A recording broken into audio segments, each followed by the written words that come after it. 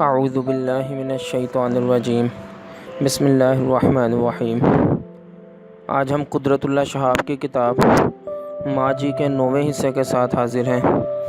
آج ہم اس کتاب کے جس چیپٹر کا آغاز کریں گے اس کا نام ہے آپ بیتی۔ آئیے شروع کرتے ہیں۔ میرا اپنا کوئی نام نہیں، لیکن مجھے ہر روز سینکڑوں نام عطا ہوتے ہیں۔ میرا کوئی گھر نہیں، لیکن مجھے عالی شان محلوں سے لے کر غلیظ سے غلیظ جھونپڑیوں میں رہنے پر مجبور کیا جاتا ہے۔ مجھ میں غیرت اور خودداری ہے، لیکن ہمیشہ ہر قسم کے اشاروں پر کٹھ پتلی کی طرح نچایا جاتا ہوں۔ مجھے شہرت سے شدید نفرت ہے، لیکن کوئی دن ایسا نہیں گزرتا جب مجھے قصاب کی دکان پر لٹکے ہوئے گوشت کی طرح برسر عام ننگا نہ کیا جاتا ہو۔ آخر انسان ہوں، اپنے بھائیوں کی طرح مرنے کی تمنا بھی رکھتا ہوں، لیکن کوئی آخری بار قطعی طور پر مرنے نہیں دیتا۔ رونا چاہوں تو ہنسنا پڑتا ہے، ہنسوں تو رونا لازم۔ خدا کی ساری خدائی میں مجھ سا مظلوم کوئی دوسرا نہیں ہے۔ ایک انار اور 100 بیمار والا مقولہ میرے سامنے ہیچ ہے۔ میری حالت اس سے بھی خستہ ہے۔ ایک ناک ہے اور ہزاروں نکیلیں، جس طرف جھٹکا لگے بے اختیار کھنچا چلا جاتا ہوں۔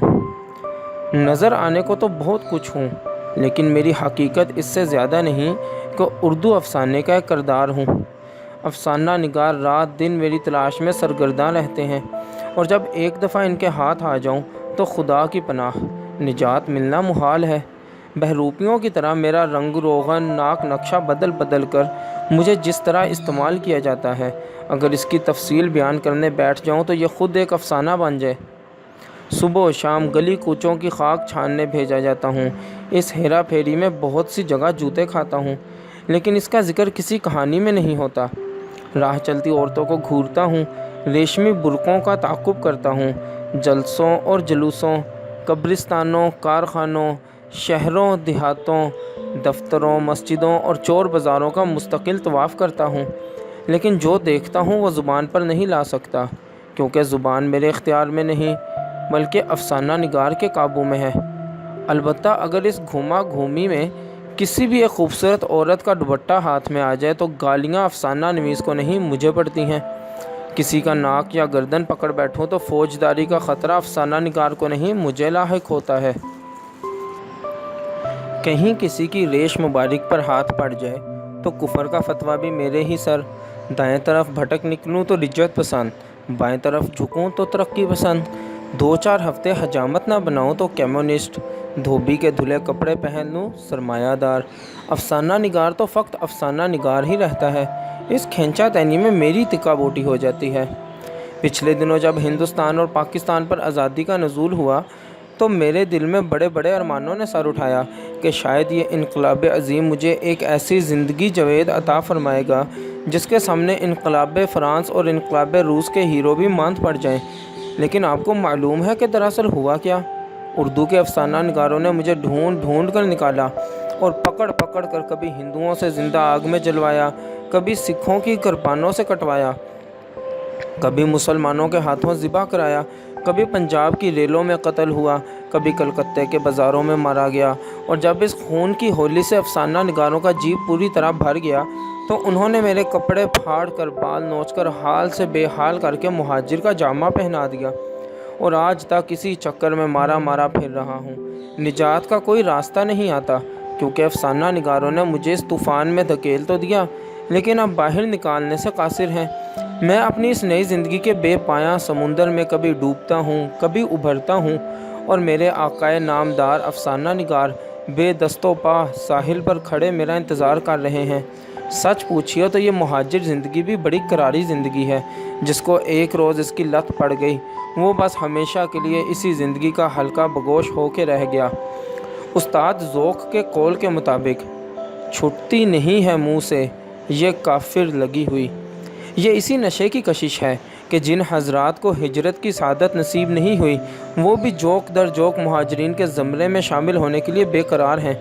چنانچہ اب خدا کے فضل و کرم سے یہ حالت ہے کہ اصلی مہاجرین کے مقابلے میں ان حضرات کی تعداد کہیں زیادہ ہے جو محض تبرکاً اس سنت نبوی صلی اللہ علیہ وسلم کو پورا کر رہے۔ خیر یہ ایک دوسرا قصہ ہے۔ دراصل جو بات میں عرض کرنا چاہتا ہوں وہ ایک مہاجر لڑکی کے متعلق ہے۔ آپ ضرور ناک بھون چڑھائیں گے کہ یہ کیا بیہودہ بکواس ہے۔ مہاجر لڑکیوں کے قصے تو ہم روز سنتے ہیں، اب یہ مضمون بند ہونا چاہیے۔ بندہ پرور، آپ کا ارشاد سر آنکھوں پر۔ دراصل مجھ سے چوک ہوئی۔ میرا مطلب یہ تھا کہ جو چیزیں یہاں عرض کرنا چاہتا ہوں وہ ایک مہاجر لڑکی کے متعلق ہی نہیں بلکہ اس میں دین و ایمان کی بھی بہت سی لاجواب باتیں ہیں۔ کچھ عجب نہیں کہ آپ مذہب کے نام پر بھی چین بچیں ہوں۔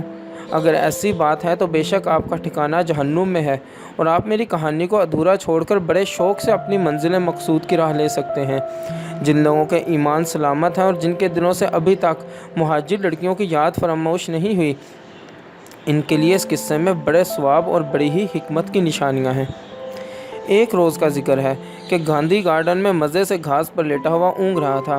ہاتھ میں ایک اخبار تھا جس میں ایک نئی مسجد کی تعمیر کے لیے چندے کی اپیل تھی۔ ساتھ ہی ایک ہوٹل کا اشتہار تھا کہ آج کی رات ساری آمدنی اس مسجد کی تعمیر کے لیے وقف کر دی جائے۔ یوں بھی آج کل میری گزر ہوٹلوں میں ہوتی ہے، اور اگر اللہ تعالیٰ کا فضل شامل حال رہا تو مروں گا بھی ضرور ہسپتال جا کر۔ خیر اس کار ثواب میں حصہ لینے کے لیے اس شام سیدھا اشتہار والے ہوٹل پہنچا۔ وہاں شراب، ڈنر اور ڈانس کا معقول انتظام تھا، اور مینیجر صاحب کے کاؤنٹر پر ایک نورانی چہرے والے باریش بزرگ بھی موجود تھے تاکہ حساب کتاب پر کڑی نگاہ رکھیں۔ شام کی کارروائی قرآن خوانی کی جگہ شیمپین سے شروع ہوئی۔ میں نے جی بھر کے شراب پی، ڈنر کھایا اور ناچ دیکھا جس میں ایک فرانسیسی رقاصہ اپنے جسم اور لباس کی آنکھ مچولی کا بڑا کمال دکھا رہی تھی۔ کوئی آدھی رات کے قریب جب میں ہوٹل سے باہر نکلا تو ہم خرمہ و ہم ثواب کے احساس سے میرا دل شاد اور روح منور تھی۔ یہ بھی آزادی کی برکت ہے کہ پہلے شراب نوشی پر کفر کا فتویٰ لگنے کا احتمال تھا، لیکن اب اس لال پری کے اشاروں پر مسجد کے مینار بلند ہوتے ہیں اور سینوں میں ایمان کی شمع فروزاں روشن ہوتی ہے۔ قریب تھا کہ میں احساس تشکر سے اللہ میاں کی بارگاہ میں سجدہ بجا لاؤں کہ یکایک سڑک کے عین درمیان ایک رکشہ والے نے مجھے تھام لیا اور میرے قدموں کی شدید لڑکھڑاہٹ دیکھ کر مجھے اپنے رکشے میں بیٹھنے کی دعوت دی۔ رکشہ والے کے انداز بتا رہے تھے کہ وہ ہر روز آدھی رات کے وقت خلق خدا کی خدمت کرنے کا عادی ہے، اور خاص طور پر اسے ان حضرات کی نگہداشت کا خاص ملکہ ہے جو عموماً اس ہوٹل میں تعمیر مساجد کے سلسلے میں حاضر ہوا کرتے ہیں۔ چنانچہ رکشہ پر بیٹھتے ہی موقع و محل کی رعایت سے اس نے روحانیت کا ذکر چھیڑ دیا۔ خدا نخواستہ یہ بات نہیں کہ اس نے کسی وظیفہ یا درود یا کلمہ کا ورد شروع کیا، بلکہ حقیقت میں اس نے مہاجر چھوکریوں کے قصے چھیڑ دیے جو 5 روپے سے لے کر 50 روپے تک فوراً دستیاب ہو سکتی تھیں۔ یہ بھی افسانہ نگاروں کی صحبت کا فیض ہے کہ میں عورت ذات کو روحانیت کا جوہر سمجھتا ہوں کہ جس کے بغیر بجز موت اور کوئی زندگی ممکن نہیں ہے۔ سیٹھ، رکشہ والے نے مجھے بشارت دی، اگر تم 20 روپے صرف کرو تو تمہیں ابھی جنت کی سیر کرا لاؤں۔ میں نے اس دعوت خیز کو بخوشی قبول کر لیا۔ ہوٹل میں تعمیر مسجد کے نام پر ڈنر کھا کے، شراب پی کے اور روح کو گرمانے والے ناچ دیکھ کر میں نے اپنا نام جنت کے خریداروں میں لکھوا ہی دیا تھا۔ اب اگر صرف 20 روپے مزید صرف کر کے رہی صحیح منزل بھی طے ہو سکتی ہے تو چشم مار روشن دل ماشاد۔ چنانچہ میں نے رکشہ والے کو 5 روپے انعام کا مجدہ بھی سنایا تاکہ وہ اس کار خیر کی تکمیل میں کوئی تاخیر نہ کرے۔ ان 5 روپوں نے جادو کا اثر دکھایا اور رکشہ راہ گیروں سے الجھتی موٹروں سے بچتی بچاتی سرپٹ بھاگنے لگی۔ پہلے سڑک کے دونوں جانب بڑی بڑی عمارتیں تھیں، پھر تنگ گلیوں میں ٹاٹ اور چٹائیوں کے چھوٹے چھوٹے جھونپڑے۔ ایک مقام پر ایک مسجد بھی نظر آئی، مگر مجھے خیال آیا کہ لگے ہاتھوں وضو بھی کرتا چلوں، لیکن رکشہ والے نے مجھے اس نیک ارادے سے باز رکھا۔ سیٹھ، رکشہ والا تلخی سے ہنس کر بولا، معلوم ہوتا ہے کہ تم بہت پی گئے ہو۔ اگر کسی نے تم کو اس حالت میں مسجد میں پکڑ لیا تو مارے جوتیوں کے کھوپڑی گنجی ہو جائے گی۔ مجھے اس بات پر بے حد غصہ آنا چاہیے تھا، لیکن نہ آیا، کیونکہ میں جانتا تھا کہ بیچارہ رکشہ والا محض ناواقف اور نادان ہے۔ اسے کیا خبر کہ بہت جلد اس شہر میں ایک عالی شان مسجد تعمیر ہونے والی ہے جس کی بہت اینٹوں پر میرا نام بھی لکھا ہوا ہوگا۔ خیر، تاریکی، غلاظت اور بدبو کے لامتناہی سلسلے میں چلتے چلتے ہم ایک جگہ جھونپڑیوں کی 2 رویہ قطاروں کے درمیان رک گئے۔ یہاں جنت کے بہت سے اور متلاشیوں کی رکشائیں، گھوڑا گاڑیاں، موٹریں اور ٹیکسیاں بھی کینوں لگائے کھڑی تھیں۔ میرا خضر راہ 5 روپے کے انعام کی گرمی سے بھی بہت پھرتی میں تھا۔ وہ کھٹ سے بہشت کے ایک دروازے میں داخل ہوا اور ایک دوسرے دروازے سے ایک حور کو برآمد کر کے لے آیا۔ مجھے افسوس ہے کہ افسانہ نگاروں کے فیضان صحبت سے میری زبان بگڑ چکی ہے اور میں استعاروں اور تشبیہوں کے بغیر اپنا مفہوم ادا نہیں کر سکتا۔ دراصل میرا مطلب یہ ہے کہ رکشہ والا ایک جھونپڑے میں گیا اور وہاں سے اپنے ساتھ ایک لڑکی لے آیا۔ اندھیرے کی وجہ سے میں اس کی صورت کا جائزہ تو نہ لے سکا، لیکن جب وہ رکشہ میں میرے ساتھ لگ کر بیٹھ گئی تو میری چھٹی حس نے بے ساختہ گواہی دی کہ اگر فردوس بروئے زمین است، ہمیں است تو ہمیں است۔ رکشہ والا اب مزے میں تھا۔ جھونپڑے سے وہ خوشبودار پان کھا کے نکلا تھا، منہ میں بیڑی تھی اور وہ سیٹیاں بجاتا گاتا اور اکا دکا راہگیروں پر پان کی پیک تھوکتا تیز رفتاری سے چلا جا رہا تھا۔ کلفٹن بیچ کے ایک تاریک حصے میں پہنچ کر وہ رک گیا اور رکشہ ہمارے سپرد کر کے کچھ دور پڑے ریت پر منہ کے بل لیٹ کر سو گیا۔ میں نے اپنے ساتھی سے اس کا نام پوچھ کر گفتگو کی ابتدا کی۔ راحت بیگم، اس نے جواب دیا۔ گھر کہاں ہے؟ امانت پور، ضلع مراد آباد۔ یہاں کیسے پہنچ گئی ہو؟ میں نے پوچھا۔ اس سوال پر وہ حیران سی ہوئی اور میری طرف یوں دیکھنے لگی جیسے میں نے یہ سوال پوچھ کر کوئی عجیب و غریب احمقانہ حرکت کی ہو، لیکن مجھے بھی افسانہ نگاروں کی ٹریننگ حاصل تھی، اس لیے میں نے اپنا سوال پھر دہرایا۔ صاحب، اس نے کہا، وہاں کی زندگی بھی کوئی زندگی ہے بھلا؟ نہ جان کا خیال، نہ مال کا خیال، نہ عزت و آبرو کا بچاؤ۔ توبہ، اس سے تو موت ہی اچھی۔ بہت خوب، میں نے چھیڑا، یہاں پر تو بڑی عزت و آبرو کے دن گزار رہی ہو۔ یہاں کی دوسری بات ہے صاحب، اس نے سادگی سے جواب دیا، آخر یہاں پر اپنا دین تو سلامت ہے۔ اس بات پر میری روح پھڑک اٹھی اور میں نے دل ہی دل میں خدا ذوالجلال کا شکریہ ادا کیا کہ اس نے آج شام مجھے تعمیر مسجد میں ہاتھ بٹانے کی سعادت عطا فرمائی۔ اسلام کا بول بالا ہو، دین سلامت ہے تو سب کچھ ہے۔ دین ہی ایک دولت ہے جسے زوال نہیں۔ ایک طرف سمندر کی لہروں کی آہو بقا تھی، دوسری طرف ریت پر رکشہ والا زور زور سے خراٹے لے رہا تھا اور وہ لڑکی کہہ رہی تھی، صاحب، میری چھوٹی بہن اور ماں ابھی تک امانت پور ضلع مراد آباد میں ہیں۔ جب میرے پاس 200 روپے جمع ہو جائیں گے تو میں انہیں بھی اس دوزخ سے نکال لاؤں گی۔ میں نے اب تک 140 روپے بچا رکھے ہیں۔ اگر اللہ تعالیٰ نے چاہا اور اس طرح کی 4 راتیں اور لگ گئیں تو صاحب 200 روپے ہونے میں کون سی دیر لگتی ہے۔ میں نے دل ہی دل میں فیصلہ کر لیا کہ آج میں اسے 20 کی جگہ پورے 60 روپے دے دوں گا۔ وہ بھی کیا یاد کرے گی کہ کسی مسلمان سے پالا پڑا تھا۔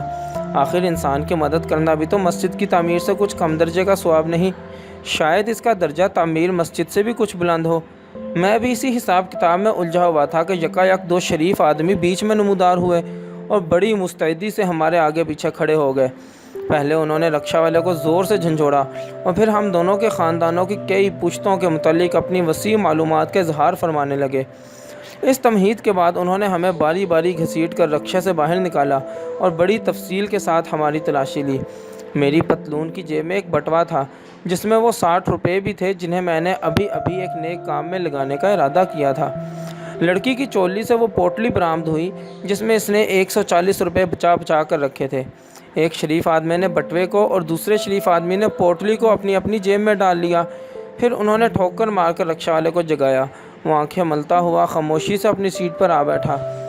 میرا خیال تھا کہ اب یہ لوگ ہمیں سیدھا تھانے لے جائیں گے۔